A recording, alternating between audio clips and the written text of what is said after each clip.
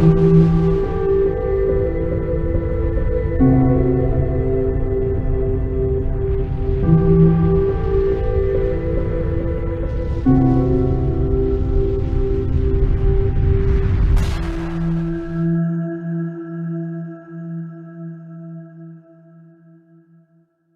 les amis, il y a peu de temps j'ai fait une émission où je vous parlais de Valérie Bigot et vous avez été nombreux à dire mais c'est juste extraordinaire ce que cette femme dit. Et donc pour essayer de comprendre un petit peu cette crise qui nous entoure, beaucoup de gens évidemment qui n'avaient pas l'habitude des arcanes de ce qui se passe dans le monde, le plus simple ça a été de l'inviter. Bonjour Valérie. Bonjour Sylvano, merci de m'avoir invité. Mais tout le plaisir est pour nous. Donc Valérie, présentez-vous un petit peu. Alors, ça va être relativement simple, hein. Je suis docteur en droit. J'ai soutenu ma thèse en 2005 à l'Université Paris 1 Panthéon-Sorbonne.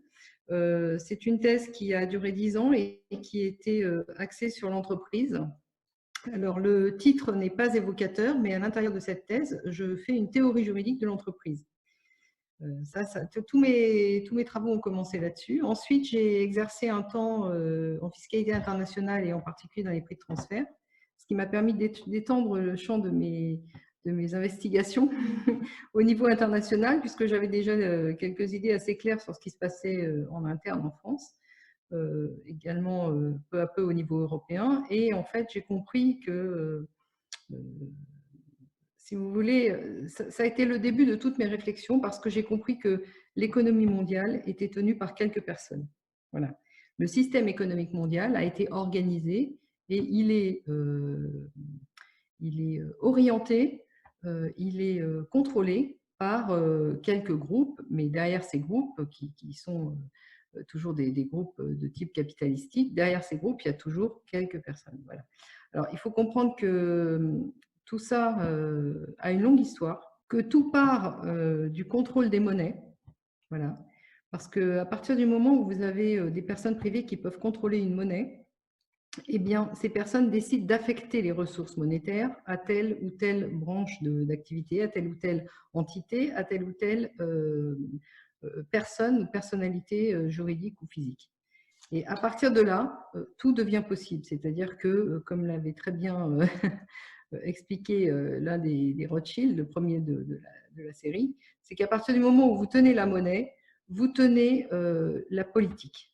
Puisque avec la monnaie, vous pouvez solliciter, si vous voulez, des décisions en votre faveur. Vous pouvez créer des entités qui vous serviront et qui, en l'occurrence, ils ont créé des entités de plus en plus anonymes. Ils ont créé tout une échelle, une organisation stratifiée de personnalités juridiques qui crée de facto un anonymat.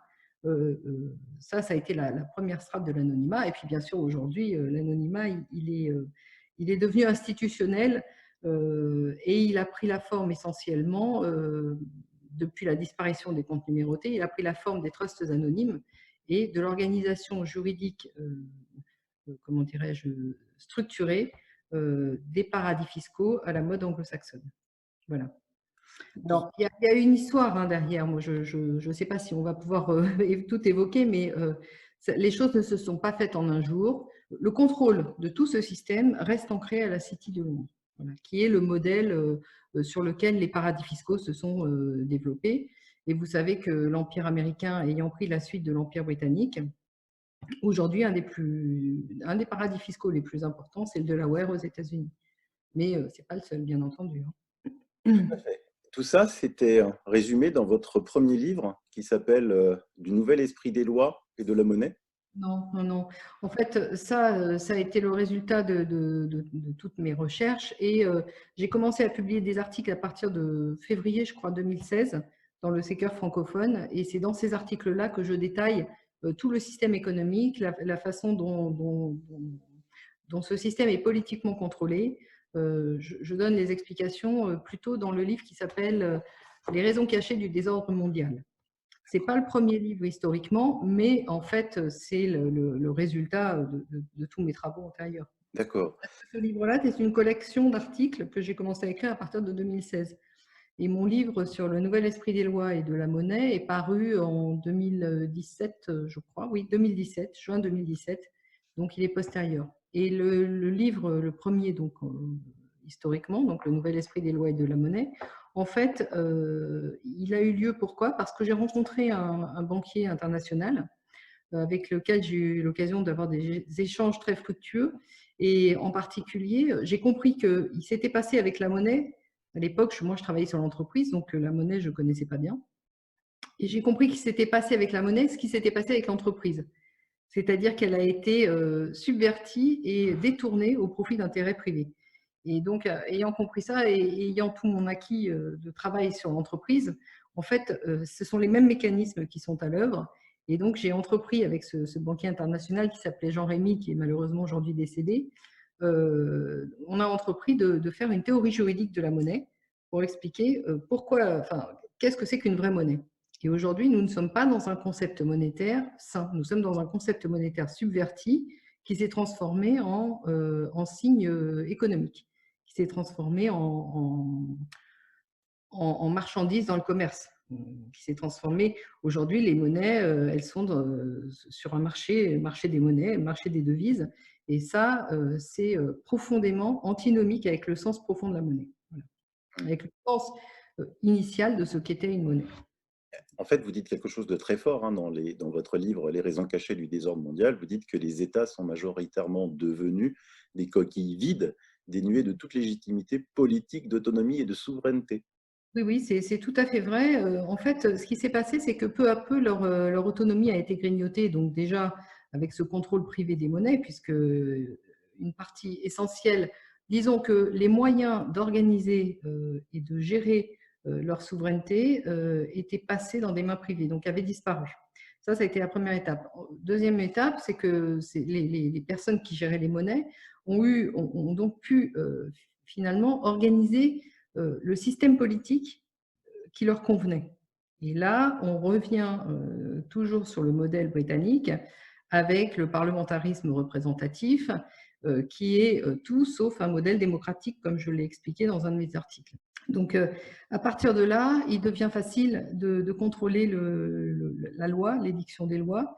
Et dans nos contrées, c'est passé par l'organisation des partis politiques et du vote prétendument démocratique. En fait, ce vote n'est pas démocratique pour maintes et maintes raisons, et en particulier pour la raison des partis politiques, de l'existence des partis politiques. C'est-à-dire que les gens qui vont participer à ces partis sont cooptés en interne et ils sont proposés au vote populaire. Donc la population ne fait qu'entériner un choix qui lui échappe définitivement. Et d'autre part, ces gens-là, comme ils doivent leur évolution à leur parti politique, ils ne rendent des comptes qu'aux partis et non pas aux gens qui valident en fin de parcours leur élection. Donc la réalité, c'est que les membres des partis politiques sont redevables de ceux qui financent les partis politiques. Donc c'est une vaste organisation de corruption et d'escroquerie politique, en fait. C'est pour ça que beaucoup de personnes disent allez voter, ça sert à rien parce que c'est bonnet blanc, blanc bonnet. Et puis, de toute façon, oui, parce que les partis, quoi qu'il arrive, sont dépendants de ceux qui les financent, donc sont dépendants du système, des gens qui tiennent le système économique. C'est ça qu'il faut comprendre, qui organisent effectivement des oppositions, mais qui sont des oppositions qui restent dans leurs mains à eux. Donc, ce sont des oppositions, si vous voulez, d'apparence sur des phénomènes qui ne sont pas des phénomènes essentiels, évidemment, puisque eux, ils protègent par le biais des partis, par le biais de l'anonymat politique que les partis leur procurent, ils protègent leur précaré. Le contrôle politique qu'ils ont, qui est effectif sur le système d'organisation de l'État. Et puis d'autre part, une fois que vous tenez le système politique, il devient facile d'organiser les lois à votre convenance, etc. Et c'est comme ça qu'on a vu le développement de toutes les règles qui favorisaient, si vous voulez, l'anonymat d'une façon ou d'une autre, non seulement politique, mais au niveau économique, et qui a pu accroître leur emprise sur l'organisation économique, d'une part interne aux États, dans un premier temps, ensuite internationale, et ça, là, on arrive au XXe siècle, hein, pour maintenant avoir des velléités de créer un gouvernement mondial. Mais qu'est-ce que ça va leur apporter, en plus d'avoir ce gouvernement mondial? Une chose est d'avoir un pouvoir officieux, et une deuxième chose est de montrer au grand jour un pouvoir officiel. Il y a toujours un écart, si vous voulez, de marge de manœuvre en plus quand officiellement vous tenez les rênes et vous avez le contrôle officiel. Déjà, ça, c'est dans le schéma, comment dirais-je, d'organisation du contrôle effectif, il est plus confortable d'avoir un pouvoir officiel qu'un pouvoir officieux. Parce que vous n'avez plus de compte à rendre à personne, vous pouvez agir au grand jour, donner les ordres sans avoir à vous justifier, etc., etc. Alors que quand vous êtes dans un type de pouvoir officieux, effectivement, vous pouvez avoir un pouvoir totalitaire, ce qui est le cas aujourd'hui, puisqu'ils n'ont plus de contre-pouvoir, mais vous êtes quand même toujours en arrière-plan. Donc, et puis, il y a aussi une autre raison, et cette raison-là, elle est difficile à comprendre, et je dirais que moi-même, j'ai mis beaucoup de temps à l'admettre. C'est que les gens qui sont derrière ce système économique, donc qui tiennent les rênes du système économique, sont mus par une volonté messianique de faire advenir leur Messie. Alors, pour moi, c'est quelque chose qui me semble totalement artificiel, évidemment. Et puis, quand on a un esprit cartésien, même si on peut avoir des croyances, de là à croire, à pouvoir croire, interagir avec Dieu, pour moi, ça a été difficile. Je dois dire que j'ai mis beaucoup de temps à admettre cette réalité-là. Mais maintenant que je prends en compte ce paramètre-là, le fait que ce sont des messianistes, effectivement, tout un tas de choses qui restaient inexpliquées trouvent une explication. C'est la raison pour laquelle ils organisent le chaos. Ils appellent ça le chaos constructif. En fait, ils détruisent le système antérieur pour créer quelque chose de plus grand, de plus ouvert, dans leurs intérêts, bien entendu. Hein. C'est le chaos constructif. On détruit pour construire vers quelque chose vers le but auquel ils veulent nous amener. Alors que si vous voulez, quand on est dans une démarche logique ou une pure démarche de contrôle et de pouvoir, on n'a pas forcément cette volonté de destruction. Alors que là, de façon manifeste, il y a en arrière-plan une volonté de destruction pour arriver à ce que eux estiment être le paradis sur Terre, en fait. Mais quand vous dites un esprit messianique, c'est vraiment dans le sens religieux du terme? C'est-à-dire pas dans le sens religieux, au sens où moi je l'entends, si vous voulez. C'est une conception religieuse particulière. Ça relève des travaux de la Kabbale. Alors moi, je ne suis pas du tout spécialiste de la matière, mais il y a des gens qui ont beaucoup travaillé là-dessus et qui sont quand même extrêmement convaincants, je dois dire, qui peuvent aller plus loin dans cette direction-là. Moi, je ne vais pas trop me hasarder parce que je ne maîtrise pas vraiment ces sujets. Mais il faut comprendre que c'est quand même l'arrière-fond, c'est-à-dire que vous avez des mouvements politiques et géopolitiques qui sont initiés par des gens qui ont pris le contrôle effectif du pouvoir économique global. Et ces gens-là sont mus par une volonté, par une idée messianique. Je vais me faire l'avocat du diable, hein, mais pour un petit peu tous les auditeurs. Comment quelqu'un qui est, par exemple, je ne sais pas moi, le roi de l'Arabie Saoudite, qui est assez islamique, va pouvoir aller de pair entre quelqu'un qui est catholique intégriste et comment un Chinois qui est à peu près athée, comment tout ça, ça va se coordonner? Oui, bien sûr. Alors, il faut pas se laisser impressionner. Et je dois dire que ça a été aussi un fil conducteur de tous mes travaux. C'est-à-dire qu'il ne faut jamais s'arrêter aux apparences. Quand vous voyez une image, vous n'êtes pas sûr que cette image correspond à la réalité.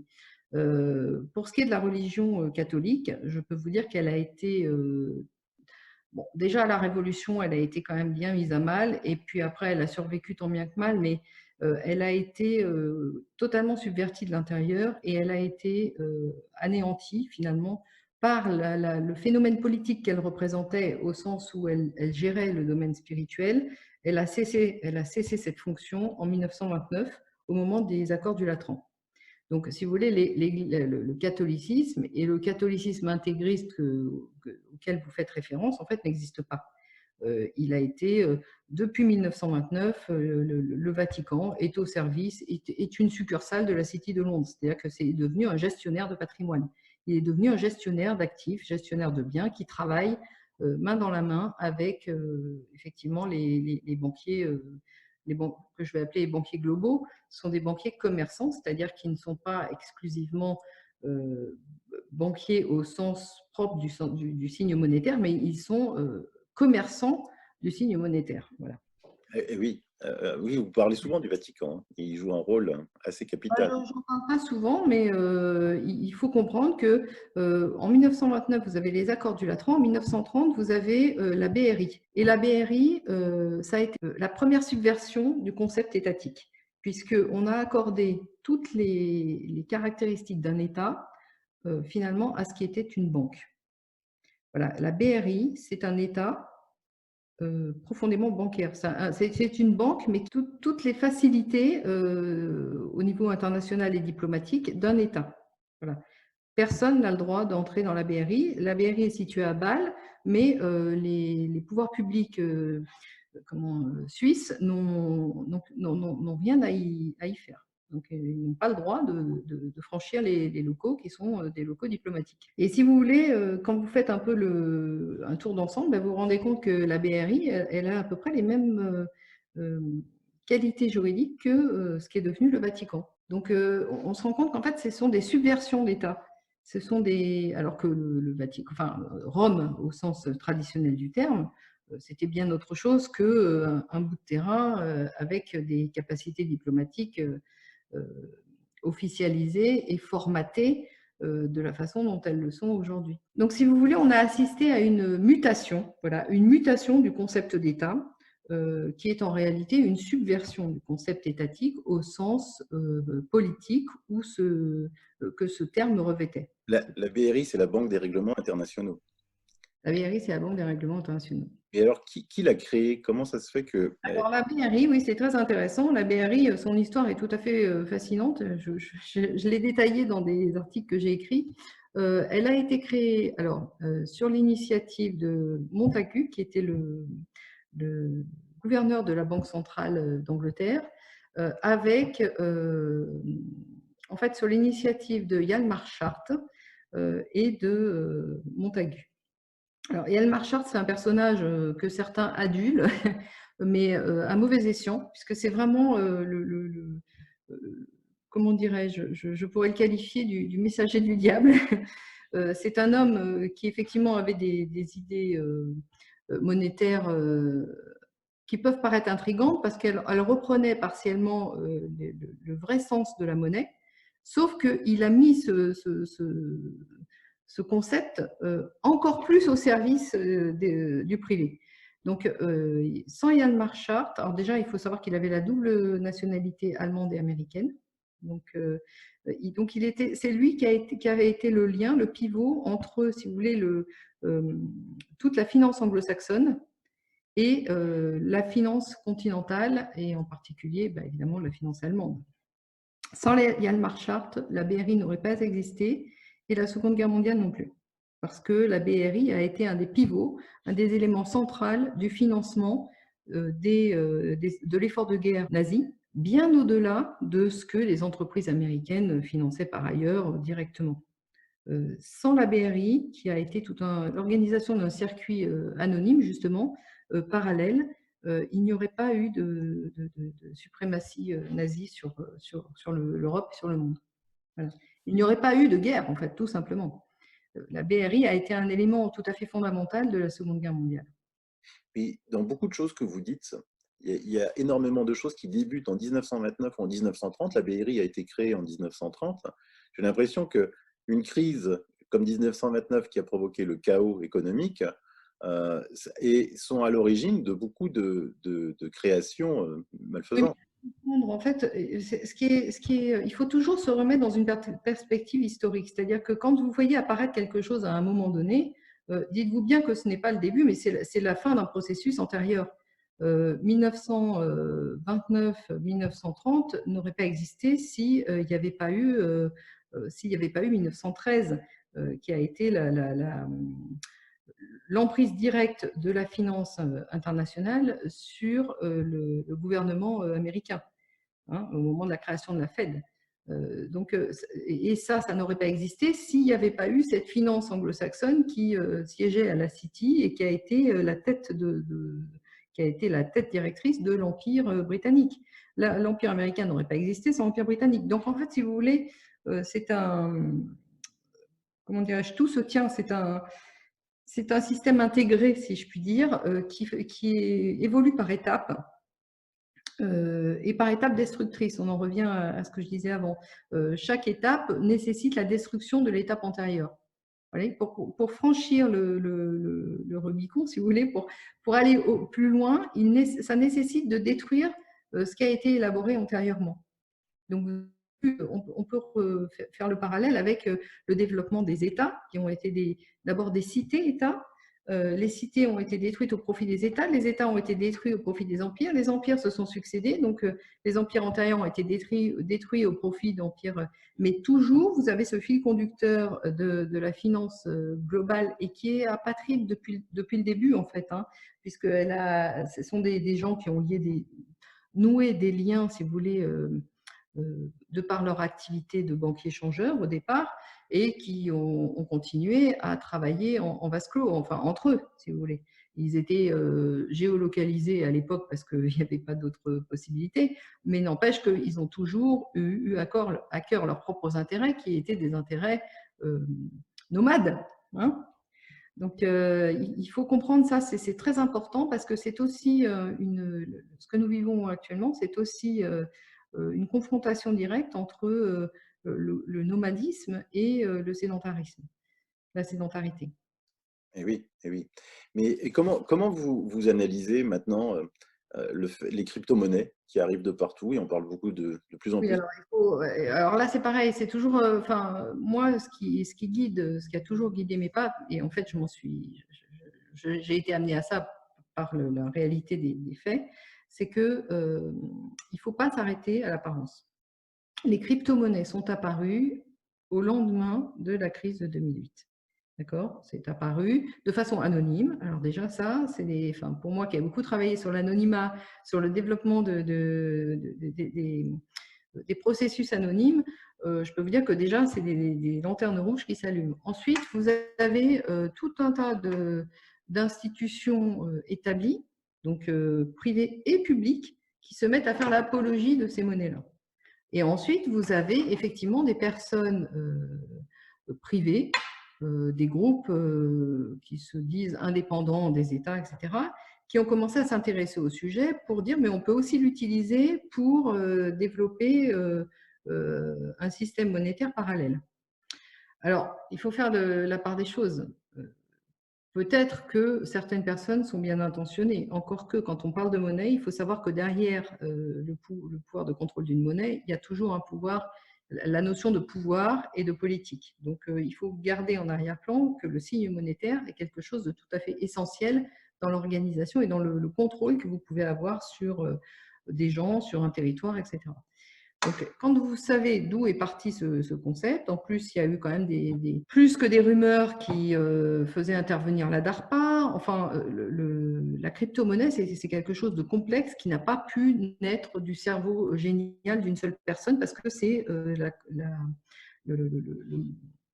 la réunion, si vous voulez, de plein de choses qui ont été développées de façon en amont et qui ont pu donner naissance à ce qu'on appelle maintenant la monnaie sous forme de crypto-monnaie.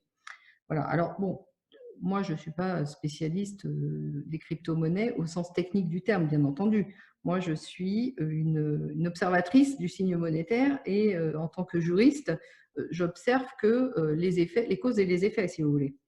Donc, après, vous avez, avec la problématique de contrôle centralisé des monnaies, tout le monde s'est mis à dire la crypto-monnaie, ça va être un contrôle décentralisé, etc. Or, ce n'est pas aussi évident que ça. Il y a quand même des façons de contrôler. Et je dirais que le problème essentiel des crypto-monnaies, c'est le fait qu'elles sont conçues dès le départ comme des marchandises. Et ça, c'est tout à fait, ça rend improbable le fait qu'une crypto-monnaie puisse rendre à terme le même service qu'une monnaie viable. Voilà. Parce qu'une monnaie qui est sur un marché est contrôlable, quoi qu'il arrive. Pas forcément au niveau de son émission, mais au niveau de sa circulation. Et puis, quant à l'émission, il y a quand même des contraintes énergétiques, etc. Il y a plein de choses derrière. Et puis aussi, évidemment, sans parler des problématiques de hacking. Enfin, les plateformes ont été déjà historiquement, parce que maintenant on a quand même presque 10 ans de recul, on a 10 ans de recul, ce n'est pas rare de voir des plateformes de crypto-monnaies qui sont hackées, qui ont été hackées. Donc, si vous voulez, je dirais que pour ce qui est des monnaies, le problème essentiel n'est pas tellement, si vous voulez, leur circulation matérialisée ou dématérialisée. Là, c'est une erreur de croire ça. Le problème, c'est sur le concept monétaire lui-même. Est-ce que le concept monétaire doit être une marchandise, enfin considéré comme un bien sur le marché, ou est-ce que le concept monétaire est un bien public qui n'a pas à être, comment dirais-je, à faire l'objet d'éventuelles spéculations? Et évidemment, la monnaie n'a pas été conçue initialement comme une marchandise susceptible de transiter sur des marchés. Voilà. Donc, il y a eu une subversion du système monétaire, du signe monétaire, et ça, je l'explique très bien dans mon livre qui s'appelle « Le nouvel esprit des lois et de la monnaie ». Et on voit, à travers vos propos, qu'en ce moment, la mise en place de ce gouvernement mondial va se faire petit à petit. On voit déjà Henry Kissinger qui vient dire « Ah, ben pour répondre à cette pandémie, les États seuls ne peuvent pas résoudre ce problème, il faudrait la mise en place », alors il ne dit pas gouvernement mondial, bien sûr, il utilise d'autres termes, mais d'autres reprennent un petit peu ce qui se dit, comme pour commencer à influencer dans la tête des gens, à leur dire, ben voilà, c'est une pandémie si gigantesque qui nécessite tant d'efforts que vous avez l'impression qu'ils sortent déjà à découvert? Alors, je voudrais quand même remettre un peu les choses dans leur contexte, c'est-à-dire que, si vous voulez, les ferments du gouvernement mondial sont là et sont là depuis longtemps. La première racine et la plus importante, ça a été la création des banques centrales, puisque ça a été une façon de centraliser le contrôle des monnaies, d'une part sur les États, et ensuite, on a vu de façon plus large. Donc, à partir du moment où, au XXe siècle, vous avez eu des institutions, en particulier financières, donc je pense évidemment à la BRI, mais pas seulement, hein, je pense aussi évidemment aux accords de Bretton Woods et au FMI, à la Banque mondiale. À partir du moment où vous avez cette organisation centralisée de la gestion des monnaies, vous avez déjà, en quelque sorte, le gouvernement mondial, puisque vous avez délégué à des personnes dont vous ignorez tout, le fait que ces gens-là contrôlent l'affectation des ressources monétaires, du signe monétaire, et donc vont orienter vont orienter la façon dont les économies vont pouvoir interagir les unes avec les autres, vont pouvoir sectoriser les économies en fonction des intérêts bien compris de ceux qui tirent les ficelles, etc. C'est comme ça qu'on a le monde économique a été mis en coupe réglée et que certaines régions ont été affectées à certaines activités et d'autres régions à d'autres activités. Donc, à partir de ce moment-là, le gouvernement mondial, quelque part, il existe déjà.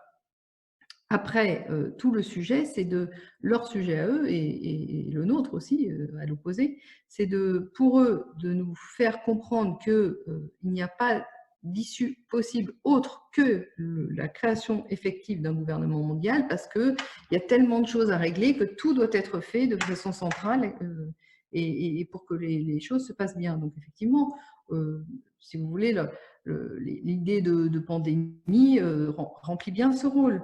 Mais si ça avait été ça, on pourrait imaginer autre chose. Je veux dire que le mouvement est lancé et que le sujet pour eux, c'est de nous faire comprendre que ce mouvement est inéluctable et qu'il doit aboutir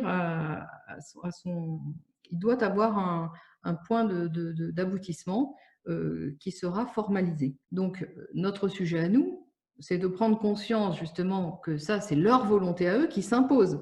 Ce n'est pas une volonté, ça ne relève pas d'un ordre naturel, mais d'une organisation artificielle du monde. Voilà. Et effectivement, à partir du moment où vous organisez une économie mondiale, telle qu'ils l'ont faite, une monnaie mondiale s'impose. Et c'est la raison pour laquelle ils ont développé tous ces systèmes de libre-échange intégral, pour ne pas dire intégriste, d'organisation du monde sectorisé par activité par secteur géographique et par activité particulière, pour générer la nécessité ultime d'une monnaie mondiale qu'ils contrôleront aussi. Donc, il faut comprendre que en fait, tout est lié. Ils ont organisé un contexte artificiel dans lequel le premier pas entraîne le second, le troisième, le troisième, le quatrième. Donc, ils peuvent faire passer ça, si vous voulez, pour naturel, mais c'est artificiel dans la mesure où ça a été organisé par l'homme. Et ça a été organisé par quelques hommes. Ça n'a pas été organisé dans le sens politique du terme, ça a été organisé dans le sens d'intérêt particulier. Quand je parle de politique, je le détermine bien dans mes ouvrages, la politique, c'est en fait l'intérêt commun au sens plus petit dénominateur commun, au sens possibilité de générer une vie en commun, une vie collective, la plus sereine possible. Ça, c'est la raison d'être profonde de l'activité politique. Et là, on n'est pas du tout dans ce cadre-là. On est dans le cadre d'intérêts privés, d'intérêts particuliers qui s'imposent au plus grand nombre, non pas dans le sens de l'intérêt du plus grand nombre, mais dans le sens de l'intérêt de ceux qui imposent les règles et qui restent anonymes. Donc, si vous voulez, ce qu'il faut comprendre, c'est justement cet écart entre l'apparence et la réalité. Puisque l'apparence a été conservée, l'apparence d'États qui n'en sont plus, l'apparence de nécessité d'une monnaie mondiale, alors qu'en fait, elle est sous-tendue, cette prétendue nécessité, par toute une organisation artificielle antérieure de l'économie. Donc, si vous voulez, je dirais qu'il ne faut pas donner à cette histoire de pandémie une place disproportionnée par rapport à celle qu'elle a réellement. Dans l'ordre dans lequel les choses ont été organisées, si vous voulez, ça s'inscrit dans ces objectifs-là. Mais on ne peut pas dire que ce soit ça qui soit déterminant du gouvernement mondial. Le gouvernement mondial, il est prédéterminé par tout ce que je vous ai expliqué, par la création artificielle d'une économie mondiale, la création artificielle qui va suivre d'une monnaie mondiale, et ce qui est à mon avis beaucoup plus important actuellement à suivre, c'est justement l'évolution de cette future monnaie mondiale. Et la pandémie, ça peut presque paraître comme un dérivatif, si vous voulez, qui focalise l'attention des gens de façon à pouvoir faire tranquillement, à ce qu'eux agissent tranquillement sur l'essentiel qui est actuellement finalement la future monnaie mondiale. Parce que la future monnaie mondiale déterminera le gouvernement mondial. Vous ne pouvez pas avoir une monnaie si... ça sera facile pour eux de dire, regardez, il y a une monnaie mondiale, il faut bien qu'elle soit gérée, contrôlée, donc le gouvernement mondial s'impose. Voilà. C'est un peu comme ça qu'ils ont cru organiser l'Union européenne. Du reste, à partir du moment où ils ont créé artificiellement cet euro pour générer la nécessité d'un gouvernement unifié, etc. Sachant que l'idée de fédération était là dès le départ, et de monnaie, évidemment, également. Alors, de toute façon, ça correspond tout à fait à ce que je disais dans mes émissions, c'est que ce gouvernement mondial était déjà présent par ses corporations, par ses lobbies anonymes, tentaculaires, qui sont les banquiers, Big Pharma et compagnie. Et comment vous positionnez des gens comme Donald Trump, Vladimir Poutine dans ce contexte? Alors, bon, c'est assez compliqué. En fait, il ne faut pas avoir une vision trop manichéenne du problème parce qu'il y a des rapports de force internes aux États qui font qu'il y a des tiraillements qui peuvent faire agir les uns et les autres dans un sens qui n'était pas forcément celui qu'ils auraient voulu au départ. Néanmoins, ce que je constate, et je vais parler plutôt de la Russie, c'est ce que j'ai expliqué dans mes derniers articles. Alors, je renvoie vos auditeurs aux derniers articles que j'ai écrits qu'ils peuvent retrouver sur le Secker francophone, mais aussi sur Strategica. En fait, en Russie, vous avez deux factions qui s'opposent. Vous avez, et ça date pas d'hier, ça remonte au début du XXe siècle. Vous avez deux factions qui s'opposent. Vous avez une faction patriotique et vous avez une faction globaliste. Voilà. La faction patriotique, vous la retrouvez dans l'armée et dans la hiérarchie militaire.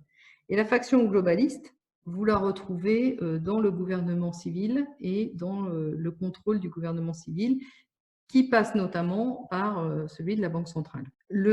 Si on remonte dans l'histoire, ces deux factions existaient, puisque la faction globaliste était représentée par Trotsky, qui voulait voilà, universaliser le processus, donc vraiment globaliser leur système. Et à l'opposé, vous aviez Staline, qui lui s'est positionné, alors peut-être justement par opposition à son ennemi, mais en tout cas s'est positionné de façon très claire du côté patriotique et pour développer l'autonomie de son pays, qui est un vaste pays. On est bien d'accord, on parle de la Russie, c'est le plus grand pays du monde. Donc, si vous voulez, ces deux factions qui existaient au moment de la création du bolchevisme ont continué, se retrouvent aujourd'hui dans l'organisation interne de l'État russe. Et c'est comme ça que vous avez l'armée qui, de façon relativement autonome, agit pour la défense des intérêts patriotiques, même à l'extérieur de son territoire, et à l'intérieur est contrée par cette oligarchie globaliste et apatride qui a les rênes du pouvoir civil, si je puis dire, et monétaire. Donc la Russie est compliquée, Poutine se situe entre les deux. Alors, il y aurait peut-être beaucoup plus de choses à dire sur lui, mais je ne suis pas encore vraiment complètement sûre de mon fait, donc je m'abstiendrai. Je dirais simplement que sa position est difficile et que, quoi qu'il arrive, je vois mal une autre personne tenir cette position très difficile. Parce que ça veut dire que d'une certaine façon, il est un pied dans le camp patriotique et un pied dans le camp apatride, ce qui est antinomique. Donc, d'une certaine façon, chez lui, il y a quelque chose de pas tenable. Sa position n'est pas tenable à terme. Donc, ça, c'est pour la Russie. Je pense que, moi, personnellement, je pense que les pays occidentaux, c'est-à-dire, évidemment, l'Angleterre, enfin, tous les pays européens, les États-Unis d'Amérique et tous les pays satellites, alors je connais moins en détail, mais j'imagine assez aisément qu'il doit en être de la même façon, Australie, Japon, ces pays-là sont pour moi totalement sous contrôle globaliste. Il n'y a pas de contre-pouvoir, puisque les contre-pouvoirs ont été au fur et à mesure du temps happés et ils ne sont pas politiquement organisés. Donc, ils ne sont plus, si vous voulez, visibles. Ils n'ont pas de force politique qui est susceptible de les représenter. Donc, pour moi, ces pays-là sont perdus. Ils ne font pas partie de la guerre entre le patriotisme et… Sauf à considérer que, effectivement, c'est ce que je dis, que les habitants de ces territoires reprennent le contrôle politique de leur gouvernement et de leur organisation étatique, si vous voulez. Mais là, on est dans un autre schéma qui n'est pas celui qui existe actuellement.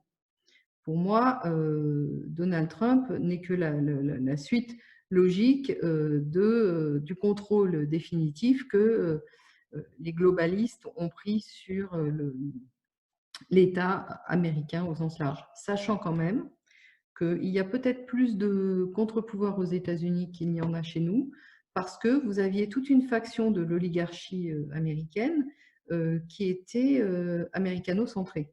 C'est-à-dire qu'ils ont pactisé avec les globalistes sans savoir peut-être exactement à qui ils s'adressaient, ou en tout cas qui ont cru bénéficier et pouvoir les utiliser, et qui se sont rendus compte qu'ils s'étaient fait doubler.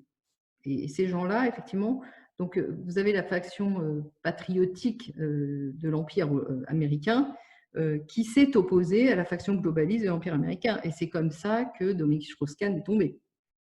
C'est parce que les patriotes ne voulaient pas que le dollar perde sa suprématie en tant que monnaie mondiale, si vous voulez.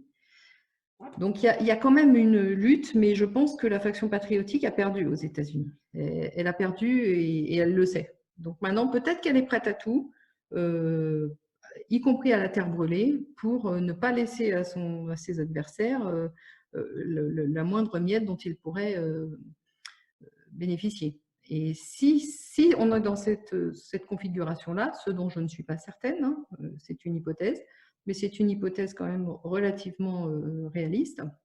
Si on est dans cette configuration, ça veut dire que l'Union européenne est condamnée. Parce qu'ils feront tout pour faire la terre brûlée, c'est-à-dire pour ne pas laisser un élément essentiel du contrôle global à leurs ennemis. Et on voit comment Trump s'est félicité du Brexit et tout de suite. Oui, mais alors le Brexit, c'est quelque chose de compliqué. Il ne faut pas le Brexit. Alors c'est pareil, c'est toujours je pense, une distinction à faire entre l'apparence et la réalité. Le Brexit a été initié par les banquiers de la City pour pouvoir reprendre justement la main sur cette faction patriotique de l'Empire américain qui contrôlait l'Union européenne. Il la contrôlait en étant allié à l'époque, hein. De façon à pouvoir avoir les mains libres pour piloter le changement de monnaie mondiale, dont les Américains patriotiques ne voulaient pas, parce que eux, c'est leur suprématie militaire, leur suprématie mondiale passe par le fait qu'ils ont le contrôle de la monnaie mondiale. Donc, si vous voulez, il faut plutôt voir ça comme un jeu géostratégique et comme une avancée des banquiers globalistes pour reprendre en main le contrôle, le pilotage vers une monnaie mondiale viable, hein, parce que moi je l'ai dit depuis le départ, une monnaie nationale ne peut pas être en même temps une monnaie mondiale. Économiquement, ce n'est pas viable parce que ça répond à des contraintes économiques opposées. Donc, tout le monde le savait, que le dollar ne serait pas viable à terme en tant que monnaie. En tout cas, les banquiers ne l'ignoraient pas. Ceux qui n'étaient pas banquiers ont pu peut-être se faire des illusions sur ce phénomène-là. Mais à terme, il était condamné en 1944, quand le dollar s'est imposé en tant que monnaie mondiale, l'économie américaine a été condamnée. Et est-ce qu'on peut dire que du côté des patriotiques, le phénomène Q aux États-Unis est du côté des patriotiques? Alors moi, j'ai beaucoup de... Je suis très sceptique vis-à-vis de ce phénomène-là.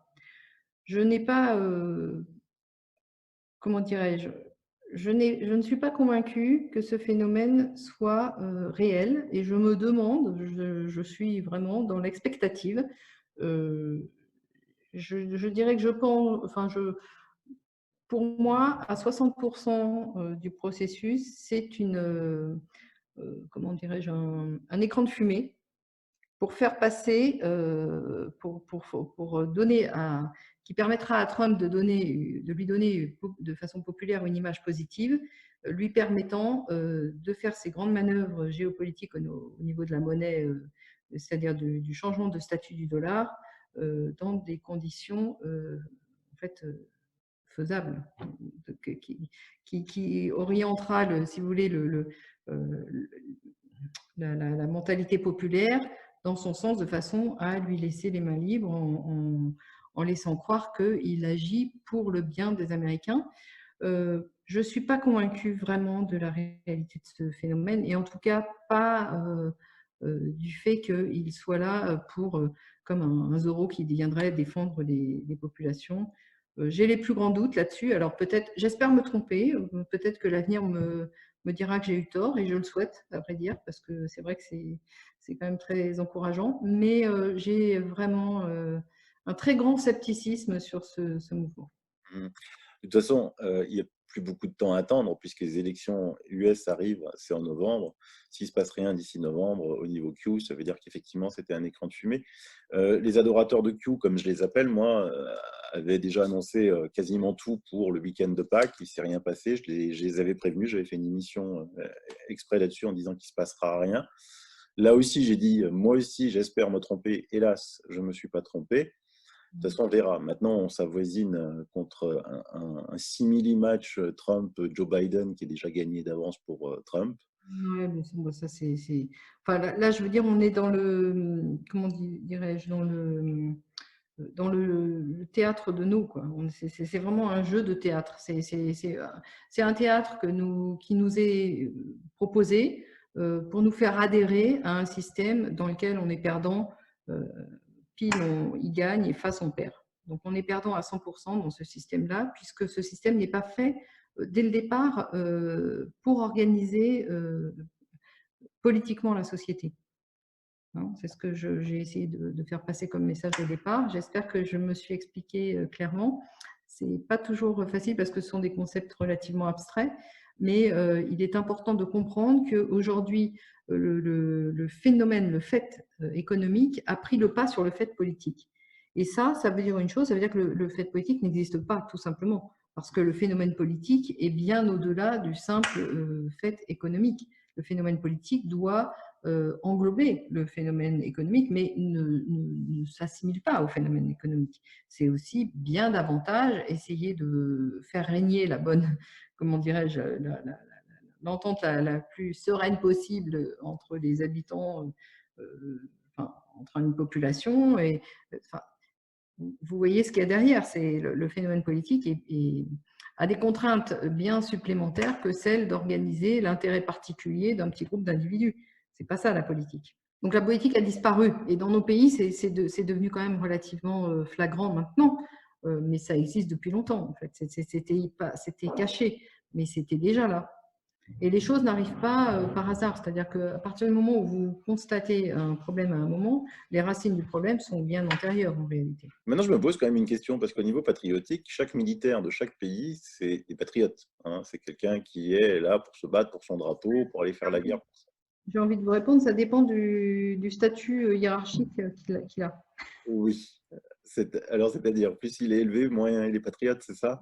Bien entendu, parce qu'à partir du moment où les hauts grades sont cooptés, enfin sont choisis par le phénomène politique, il est bien entendu qu'ils sont là pas pour défendre les populations, mais pour défendre ceux qui les ont cooptés. Et donc, alors, ils peuvent rester avec une certaine petite fibre indépendante, mais ils sont institutionnellement tenus, si vous voulez, ce qui en fait des gens pas fiables pour défendre une nation.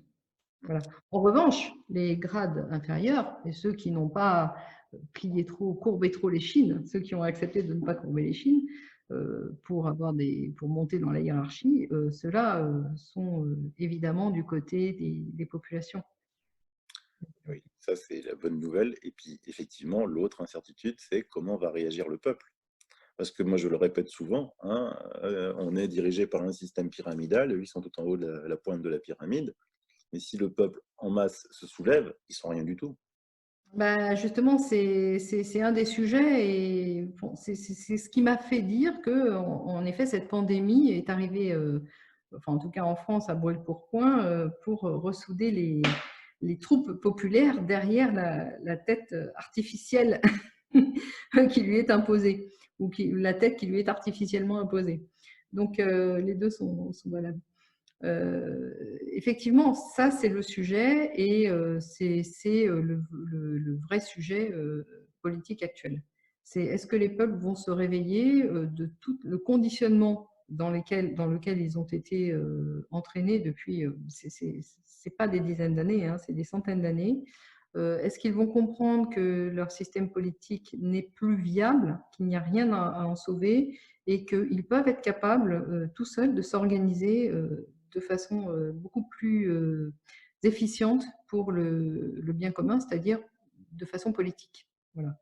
Ils peuvent reprendre en main leur identité politique, mais ça demande beaucoup de courage et beaucoup d'abnégation dans le sens où ça demande aux gens d'accepter qu'ils aient été trompés, qu'ils se soient trompés eux-mêmes.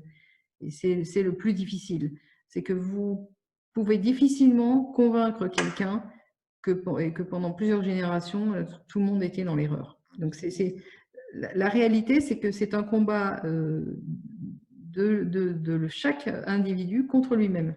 Et c'est ce combat-là qui est le plus difficile à mener, puisqu'il nécessite d'ouvrir les yeux et de se comment dirais-je, de se réveiller. En fait, c'est comme si on avait été dans un rêve, de se réveiller, de voir la réalité en face et après d'avoir du courage. Donc, d'abord se réveiller, ensuite être capable de voir, de prendre de face une réalité qui est quand même dure, qui est une réalité de lutte et relativement violente, et ensuite d'avoir le courage de lutter. Ça demande beaucoup si vous voulez, ça ne peut se faire que par étapes. Et c'est vrai que peut-être que de ce point de vue-là, je dirais que la gestion de la pandémie par ce qui sert de gouvernement à la France peut avoir un rôle non négligeable d'éveil des populations et de prise de conscience de la réalité. Voilà. Après, il faudra le courage. Ça, Et des fois, on a des surprises du peuple, parce qu'en même temps que on enregistre cette émission, j'ai su que déjà à Berlin, les gens sortaient dans la rue, défiaient la police et les militaires, assez en masse quand même. Donc c'est un petit, pour l'instant c'est petit. Berlin, bon, c'est une ville jeune, ils ne seront pas trop derrière TF1 et BFM, les TF1 et BFM allemands, mais quand même il y a une prise de conscience assez forte que peut-être que le haut de la pyramide n'a pas vu, même s'il essaye de contrer ça un peu partout maintenant, en parlant de revenu universel. oui, bah, bien entendu, mais en même temps, je vais vous dire, à partir du moment où vous organisez un collapse économique, le revenu universel s'impose parce que votre population va tomber dans une misère tellement évidente que si vous imposez le revenu universel, vous passez pour un sauveur. Voilà, tout le danger est là. En réalité, bon, si on regarde objectivement, je dois dire que ce Covid-19 n'est quand même pas la peste noire qui a décimé 50 ou 60% de la population au Moyen Âge. On en est loin. Et pourtant, les effets qu'on nous impose pour se protéger de ce virus vont avoir pour effet le collapse économique.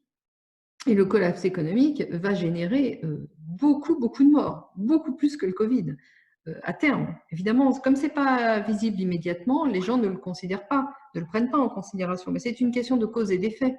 À partir du moment où vous avez 50% de la population ou je ne sais pas combien de pourcentage qui va tomber dans la misère, leur proposer un revenu universel, c'est vous passer pour le sauveur. C'est exactement ce que Lucien Soris disait, c'est le système du banquier, du pompier, par exemple, pardon, j'ai fait un lapsus révélateur, du pompier pyromane. C'est-à-dire que vous organisez l'incendie et puis après, vous venez arriver en sauveur pour l'éteindre.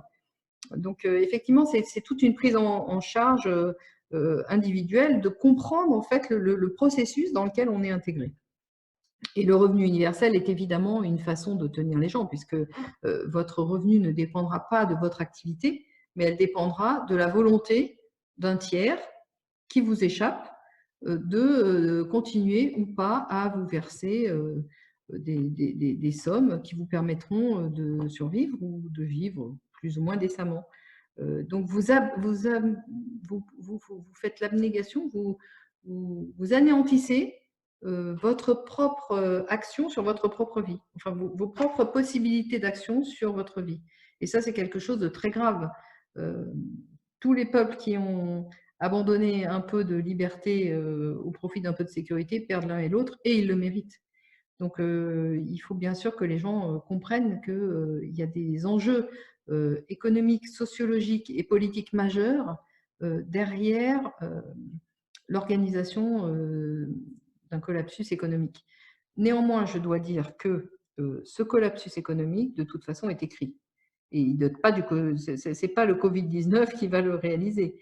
Ça va être le Covid, si vous voulez, va apparaître comme un écran, comme une cause essentielle, alors qu'en réalité, ça relève plus c'est pareil, d'une création artificielle pour cacher quelque chose qui était inéluctable. De toute façon, le problème du collapsus économique aujourd'hui, il est inéluctable. Les économies, en tout cas dans nos pays, ne tiennent que par la volonté absolue des banques centrales d'injecter des masses et des masses monétaires. Mais cette volonté-là, elle peut s'arrêter du jour au lendemain. Donc en fait, les économies et la réalité de la richesse des populations ne dépend que d'une chose, de la volonté des banquiers centraux. Et effectivement, il va être facile pour eux de prendre prétexte de cette pandémie pour dire c'est pas nous, c'est la pandémie, regardez, ça a fait arrêter l'économie. Mais c'est pas vrai. L'économie, elle est sous perfusion monétaire depuis aujourd'hui, depuis 2009, depuis 2008. Hein. Donc, en fait, le système n'était pas viable et il est possible que cette pandémie soit mise en avant comme une cause du collapsus économique, alors qu'en réalité, ça ne sera pas la vraie cause. Et ça, c'est dangereux. Effectivement, il vaut mieux en prendre conscience. Eh oui. Puisque les gens vont… il faut absolument éviter de prendre son bourreau pour son sauveur. Voilà. Parce que là, c'est la manipulation ultime et on arrive dans le syndrome de Stockholm. Ça ne se finit pas bien pour les gens. C'est ce que je fais depuis 2 mois. J'essaye d'avertir les gens que les conséquences seront bien plus terribles que ce Covid.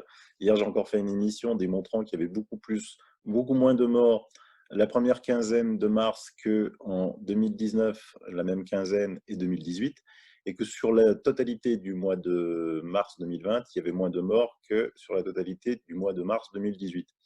Donc Raoult a raison quoi, quand il dit attendez, chaque année en France, il y a 60 000 morts par infection des voies respiratoires dues à des virus divers et variés.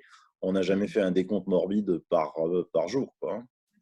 C'est important de montrer ça aux gens pour qu'ils comprennent que les conséquences économiques qui suivront, si vous voulez, ont été artificiellement calquées sur ce système de pandémie. Tout est artificiel en réalité. Et pour montrer l'artificialité, effectivement, ce que vous faites est très important. Maintenant, il faut aussi montrer l'autre partie du tableau, qui est que le système économique actuellement en vigueur en Europe et dans le monde, généralement dans le monde, du fait du dollar monnaie mondiale, de toute façon, c'est voué au collapse. Il n'est pas viable, quoi qu'il arrive. Pandémie ou pas pandémie, ce système s'écroulera. Voilà. Et ça, c'était prévisible, je vous dis, même en 1944. C'est la raison pour laquelle Keynes ne voulait pas ce système, il voulait un panier de monnaie. Et là, on s'y achemine vers le panier de monnaie de Keynes. Mais bien entendu, ce n'est toujours pas en faveur des populations, puisque c'est toujours les banquiers qui contrôlent ce système. Donc, le sujet, c'est de reprendre politiquement le contrôle du signe monétaire pour pouvoir, après, élaborer un processus politique intègre. Mais Valérie, tous les États sont endettés, ils doivent des milliards et des milliards et des milliards. On les doit à qui? On les doit aux banques. Qui c'est qui prête aux États? Sont les banques. Donc, qui détient les bénéfices de ces milliards sont les banquiers. C'est toute c'est toute la subversion. Enfin, c'est tellement énorme que les gens ne peuvent pas s'en rendre compte. Mais je dirais que jusque dans la fin des années 60, en France, on avait repris un contrôle pas total, mais quand même relativement dominant du fait monétaire. Et c'est ce qui explique qu'on a pu retrouver une certaine indépendance politique alors que nous avions été ruinés hein, par la guerre. On a mis 15 ans, 10-15 ans à se remettre et on a pu reconstruire des routes, construire des réacteurs nucléaires, construire des centrales nucléaires. On a pu retrouver une indépendance parce que nous avions retrouvé le contrôle de notre monnaie. À partir du moment où ce contrôle a disparu, notre indépendance politique a disparu également. Et c'est la raison pour laquelle nous en sommes là aujourd'hui. Et c'est parce que l'indépendance politique avait disparu en interne en France qu'on a eu, et en interne en Allemagne, en interne en Italie, en interne partout, dans tous les États européens, que le processus européen a pu être mis en œuvre. Il faut bien comprendre que c'est un enchaînement. Donc, bon, je ne sais pas trop comment vous… comment expliquer les choses. Je ne sais pas si mon message arrive à bien passer. Oui, progressivement, Valérie, vous savez, c'est progressif. Moi, tout le travail que je fais, c'est pas pour convaincre 30% de la population. Il faut que les gens prennent conscience, en fait, que l'apparence est toujours opposée à la réalité. Dans le monde dans lequel nous vivons, les apparences que l'on nous propose sont contraires aux réalités. C'est-à-dire qu'elles sont diamétralement opposées et elles sont là pour, comme un écran de fumée, pour nous créer une réalité virtuelle. On vit dans une réalité virtuelle. Bon. Les processus politiques ne sont pas ce que l'on croit, les processus démocratiques ne sont pas ce que l'on croit, les processus financiers, monétaires et économiques ne sont pas ce que l'on croit. On peut peut-être, pour les auditeurs, donner deux exemples. Le premier, hein, et je vous laisse parler, c'est les pandemic bonds. Donc des pandemic bonds qui avaient été créés justement en vue d'une pandémie où les États devaient mettre de l'argent, où ils rémunéraient les banques à hauteur, avec des gros chiffres, hein, je ne sais plus combien, c'est des taux d'intérêt énormes. Et à la fin, eh ben, s'il y avait une pandémie, ces pandemic bonds servaient à sauver les pays. Les États ont toujours versé des sommes folles et ces pandemic bonds n'ont jamais été mis en œuvre, même pas maintenant. Oui, ben, évidemment. Enfin, si vous faites quelques recherches sur la Banque mondiale, vous vous rendrez rapidement compte, et encore, il y a eu un scandale il n'y a pas plus de quelques semaines là, qui démontrait qu'il y avait un parallélisme tout à fait frappant entre l'argent qui devait être affecté aux pays les plus pauvres et l'argent qui entrait dans le flux des paradis fiscaux.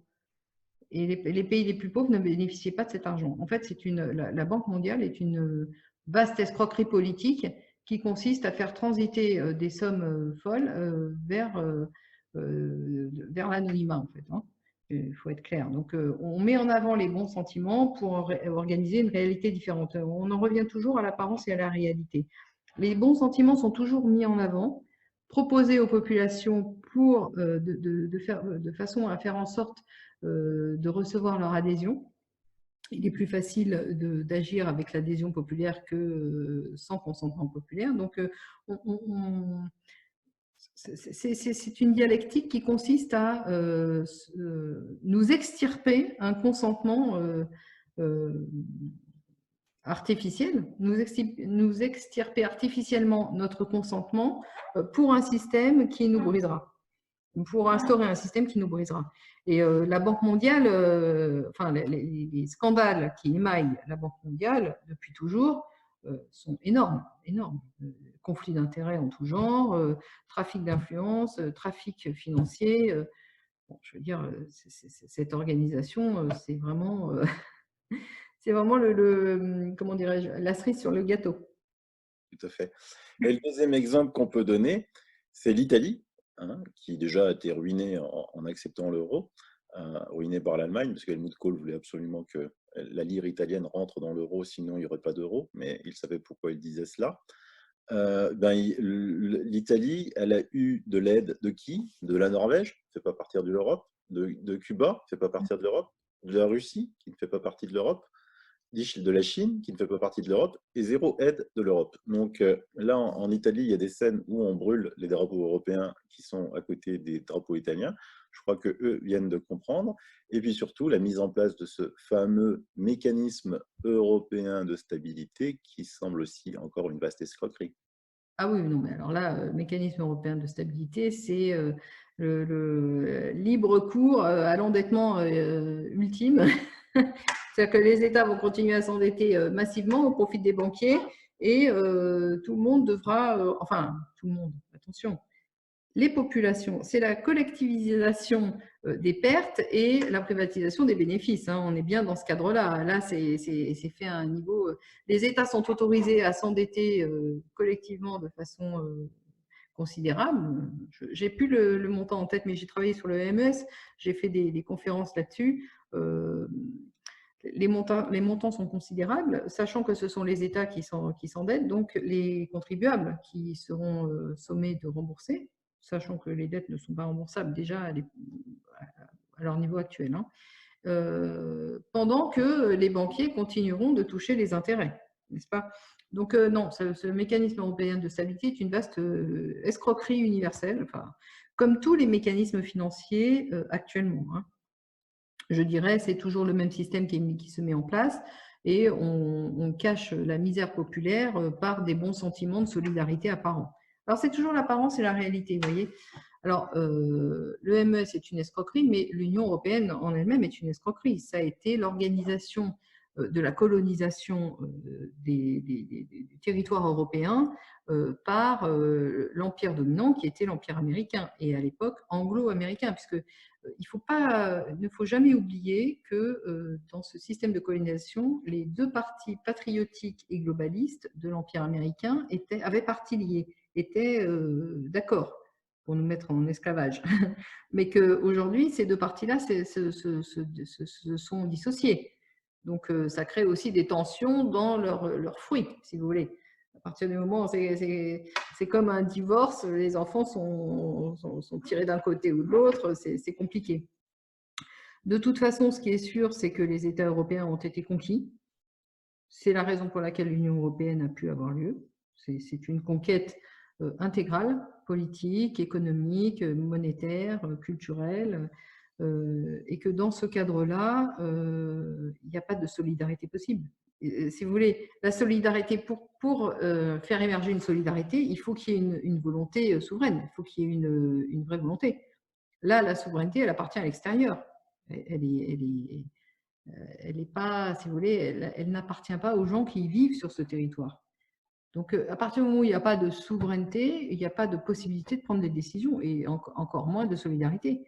Alors, on peut parler de solidarité des banquiers, celle-là, elle est tout à fait légitime. Elle existe et très, très solide.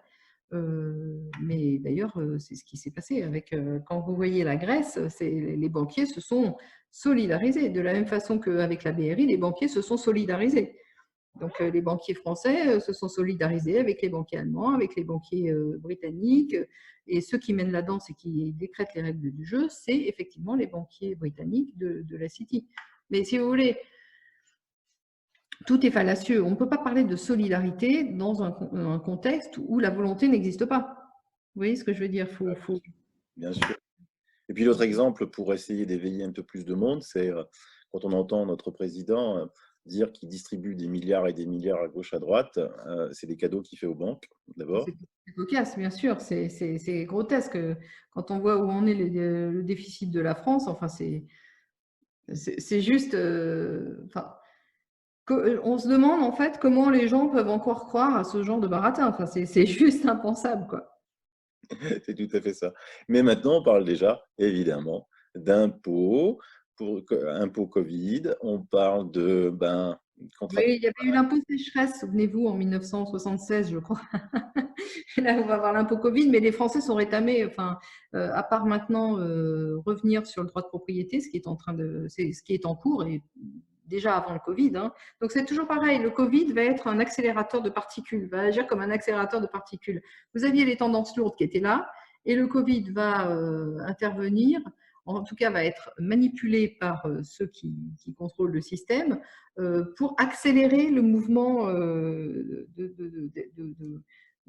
destruction créatrice. Voilà. Parlez-nous un peu de ce droit de propriété. Il est en voie de disparition, en fait, par tout un système qui est un système à la fois étatique et économique. C'est-à-dire que par le biais de l'accroissement du taux d'imposition, par le biais des contraintes réglementaires, par le biais par tout un tas de schémas, la propriété est attaquée, le droit de propriété est attaqué. Mais ça restait, si vous voulez, pas théorique, c'est-à-dire que c'était factuel. La propriété était attaquée dans les faits, mais pas théoriquement. Le concept de propriété et de propriété plénière restait. On a assisté ces dernières années, alors il y a eu déjà la premier phénomène lancé comme ça pour tester la population, qui a été de dire c'est pas juste, les propriétaires devraient payer un loyer puisqu'ils ne sont pas du coup sur le même pied d'égalité avec un locataire, etc., etc. C'est oublier un peu vite que pour être propriétaire, il faut soit s'être endetté, soit avoir économisé de l'argent. Donc, c'est aussi le résultat d'un effort. Il n'y a pas de raison de privilégier les gens qui ne font pas d'efforts par rapport à ceux qui font un effort d'économie, etc. Bon, ça, tout ce discours, tout ce background, tout ce contexte est écarté pour mettre en avant la prétendue, comment dirais-je, injustice que révélerait le droit de propriété. On n'a plus trop parlé de cette histoire-là. Et puis alors, je crois que c'était en novembre de l'année dernière, un projet de loi, une proposition de loi est sortie au Parlement. Je crois que c'est du reste une proposition de loi, donc émanant de députés, qui disait que non, là, vraiment, les prix de l'immobilier, en particulier en zone urbaine, étaient tellement hauts que pour favoriser l'accession à la propriété, et ben, il va falloir s'occuper de ça, faire quelque chose pour aider les gens. Et donc, on va scinder, on va rompre la plénitude du droit de propriété en séparant le droit du sol du droit du bâti. Donc, si vous voulez, vous aurez le droit du sol qui appartiendra donc à des, comment ils ont, ce sont des offices fonciers libres. Alors, libre, c'est quand vous voyez apparaître le mot libre ou le mot démocratie dans un intitulé, tout de suite, ça doit vous mettre la puce à l'oreille, hein, parce que ça veut dire que c'est exactement l'inverse qui est en train de se mettre en jeu. Donc, ces offices fonciers libres seront dans un premier temps sous contrôle étatique, mais comme on sait que l'État entièrement est sous contrôle privé, de toute façon, ça ne tiendra pas longtemps. Et on verra apparaître des entités privées importantes, comme des multinationales, qui prendront le contrôle de ces offices fonciers libres. Donc, ces offices fonciers libres garderont la propriété du sol, qui, en zone urbaine, est le plus important, parce que ce n'est pas la construction, les briques qui ont été mises les unes au-dessus des autres, qui font la valeur de votre appartement dans le 8e arrondissement parisien, par exemple, hein, ou le 16e, ou le premier. C'est la localisation géographique. Donc, la valeur restera celle du sol. Et quant aux heureux propriétaires du bâti, ils auront à charge d'entretien, évidemment, des locaux. Donc, l'entretien qui est beaucoup plus conséquent sur le bâti que sur le sol, on est bien d'accord là-dessus, alors que la valeur essentielle leur échappe. Et que, effectivement, les prix seront un peu divisés au départ, mais comme ça reste sur le marché, rien ne garantit que le prix du bâti ne retournera pas au sommet qu'il avait quand il était en plénitude de propriété avec le sol. Donc, en fait, tout ça est une vaste escroquerie pour générer finalement un loyer à vie des heureux propriétaires du bâti vis-à-vis des malheureux propriétaires, je fais exprès d'en rajouter un peu, vis-à-vis des propriétaires éternels du sol. Ah oui. Voilà, donc, on retourne à un système de servage et de domination financière apparent, finalement, hein. Voilà. Voilà. Les terres appartiennent au roi, le paysan a le droit de cultiver pour le roi. Oui, enfin, sauf que ce que vous dites n'est pas tout à fait vrai, c'est que le roi n'était pas propriétaire, vous aviez les grands seigneurs, donc il y avait toute une organisation féodale qui fait que le roi avait beaucoup, beaucoup moins de pouvoir que n'en a actuellement un président de la République. Et les choses étaient beaucoup moins centralisées, qu'on veut bien le dire. Et puis, j'insiste beaucoup là-dessus, le système monarchique était structurellement beaucoup plus démocratique que ne l'est le système de représentation euh, populaire, le système de parlement représentatif dans lequel nous vivons aujourd'hui, pour la simple et bonne raison que tous les contre-pouvoirs ont été absorbés par le pouvoir économique actuellement, donc c'est un pouvoir hégémonique, alors qu'en période de monarchie, vous aviez une organisation structurellement axée autour du pouvoir temporel et du pouvoir spirituel qui était hiérarchique et qui avait des pouvoirs normatifs qui se faisaient face et qui se contrôlaient l'un l'autre. Vous comprenez? C'était structurellement contrôlé, sous contrôle en fait. Ça empêchait des dérives trop virulentes dans un sens ou dans un autre. Le pouvoir temporel a été peu à peu infiltré de l'intérieur par les banquiers et le pouvoir spirituel a été mis à bas d'une façon générale au moment de la Révolution française parce que effectivement c'était le contre-pouvoir qui existait et qui gênait l'accession au pouvoir absolu des banquiers. C'est ça. Valérie, vous avez un énorme défaut, c'est que vous accélérez le temps, parce que ça fait déjà 1h30 qu'on discute, et moi j'ai l'impression que ça fait 10 minutes qu'on vient de commencer. C'est un truc de fou. Moi, je pourrais vous écouter des heures et des heures. Et donc, vous savez que quand quelqu'un voit une émission de 2 heures, 3 heures, il ne clique pas, il ne va pas la voir. Et moi, j'ai envie de vous réinviter. Je pense que l'actualité va faire que vous serez toujours la bienvenue sur ma chaîne, parce que vous avez tellement de choses à dire, hein, c'est juste hallucinant. Donc, un petit message de conclusion pour les abonnés, ne perdez pas espoir. Non, non, non, surtout, soyez courageux. Soyez courageux. Voilà. Soyez courageux et acceptez la réalité. C'est ça. Et donc Valérie, je vous dis à bientôt sur ma chaîne. À bientôt, Sylvano. Merci beaucoup. Et donc je mets les liens de votre éditeur pour vous commander les livres, parce que ils sont chez votre éditeur. Et puis si vous pouviez, je vais aussi mettre les liens que de vos conférences, des sites que vous avez cités, là, Strategica Le séqueur francophone. et moi je les mettrai dans le descriptif de l'émission. D'accord, super. Bah, merci beaucoup. J'espère que j'étais un peu dans le coltard ce matin. Je suis désolée, une insomnie cette nuit, donc j'ai perdu un peu mes mots. J'aime bien parler de façon précise et là, voilà. Vous avez été parfaite. C'est trop gentil. Vous êtes indulgent. Ce que je ne suis pas toujours moi-même. Merci et mes auditeurs, bye bye, à la suivante, à la bise. Merci, au revoir.